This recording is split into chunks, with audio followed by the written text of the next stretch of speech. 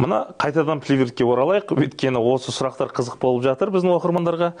Плеврит деген не? Мынаны өкпеде болатын болсақ, сол өкпенің сыртын қаптап тұратын осындай қабат бар. Плевра деген, сол плевра деген қабат жұқалығы тіпті мынадан да жұқа болады, целлофаннан да. Осы қабынған кезде бұл сұйықтық бөліп тұрады қалыпты жағдайда.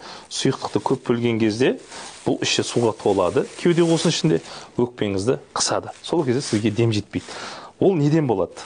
Жаңағы түрлі инфекциялық аурулардан немесе жүйелік ауруларда болып жатады. Енді бұл жерде айтып кететін бір дүние, сұйықтықты алдырғаннан кейін қайта-қайта жиналады дейді. Сол су жиналған кезде судың өзі қайта-қайта қабындыра беруі мүмкін. Кейбір жағдайларда дренажды түтік қойып, суды шығарып, 5-6 күн немесе 2 апта бақылап жүрген дұрыс. Су кезде су жаймендеп тоқтайды.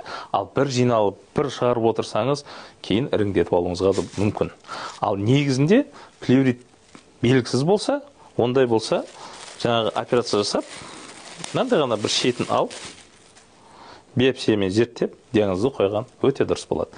Сол себептен денсаулығыңызға салғырт қарамаңыз.